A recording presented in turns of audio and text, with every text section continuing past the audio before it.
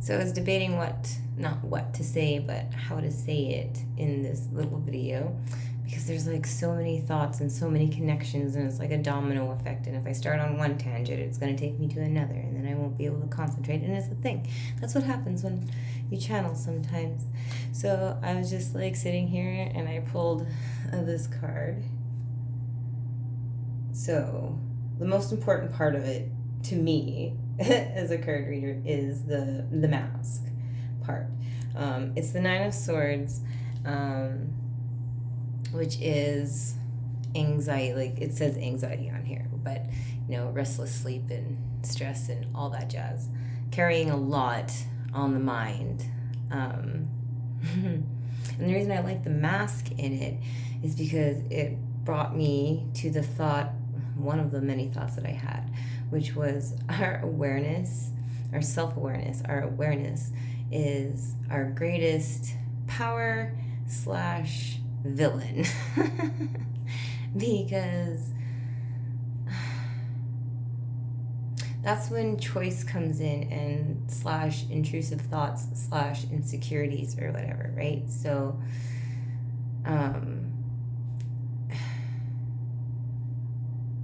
okay, let me put this down for an example and just be real honest and blunt about things. So like I had a toque on before I started doing the show because I am aware that I personally don't like the way my hair looks sometimes, and I like to look a certain way for the videos sometimes, but sometimes I just say fuck it and just do whatever I want to do, because in the end it's easier just to go with the flow than it is to fight and sometimes.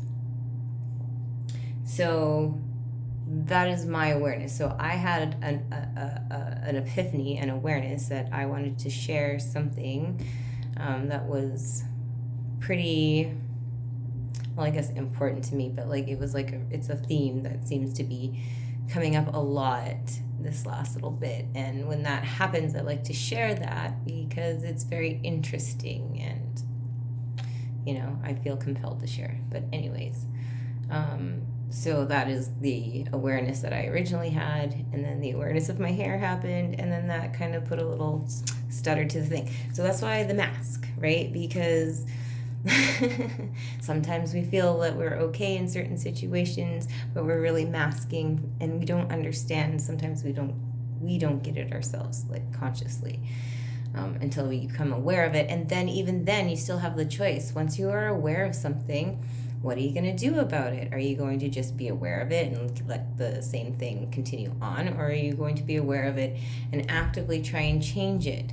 And even if you actively try and change it and don't get it right away, sometimes that can like deter a person and back to square one. But like this is the whole thing about being able to move up and down the scale and the spectrum, and having the grace and compassion for your own self no matter where you end up on that scale at whatever time, because it always fluctuates.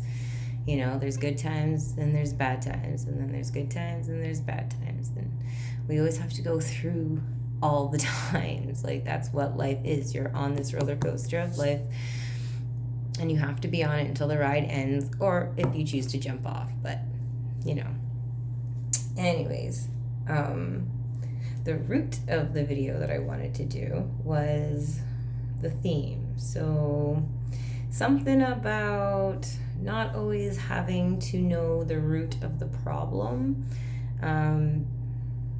In the spiritual community, as healers, sometimes we overthinkers are great people because they super analyze everything, and that's how you kind of get to the root of the situation sometimes, a lot of the times. But that takes a lot of energy to do, and sometimes, depending on your life contract and how many things, like lessons you have to go through and generational things you are destined to break, sometimes we're not supposed to know the root of everything. Sometimes we're just supposed to address the feeling, the emotion, the energy that we are in. We can find causality in it if we need to, but we don't need to like take it all the way back. Just kind of acknowledge where you are now within that space, right?